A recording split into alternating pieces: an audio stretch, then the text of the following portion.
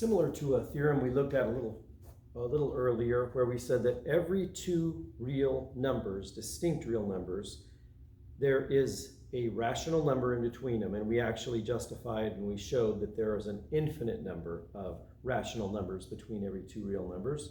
Well, now we're going to do the same with irrational numbers. Theorem 0.24 says this: if A and B are real numbers where A is less than B, then the interval AB contains an irrational number. And here's the sketch of the proof. A less than B, excuse me, A less than B implies that the inequality stays the same if we multiply both sides by radical 2. So A radical 2 is less than B radical 2. Well, there's a rational number between those two numbers from the previous theorem. So that R is a rational number by theorem 0.22. And we're going to assume R is not equal to 0. If it were 0, all we would have to do is find a positive rational number between 0 and this. So we're just going to be able to, without losing any generality, we can assume that R is not 0. Thus, divide all of this by radical 2, and we get A less than R over radical 2 less than B. And we're done, because this is guaranteed to be an irrational number. R over radical 2 is an irrational number.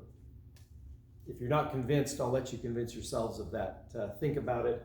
Remember, R could be written like A over B, like an integer. So we're multiplying that by 1 over radical 2. Okay, as before, this theorem really implies that the interval AB, where AB are any two real numbers, A less than B, contains infinitely many irrational numbers, in the same way we justified that it contains infinitely many rational numbers. In fact, the irrational numbers, which we refer to as R minus Q, they are also dense in R. That's what we just showed. Between every two real numbers, I don't care if they're rationals or irrationals or one of each, there's an irrational number, and in fact, an infinite number of irrational numbers.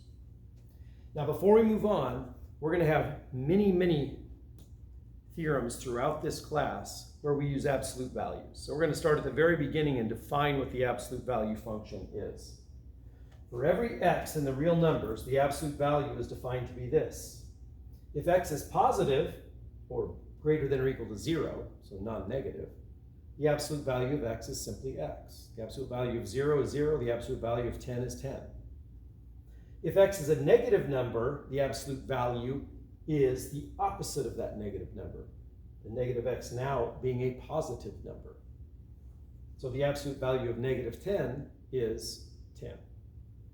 And the way we frequently think about it is distance, and we will think about it that way in this class.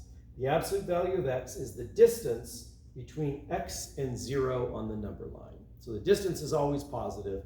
The distance between 5 and 0 and negative 5 and 0, for example, is the same number. The distance is 5.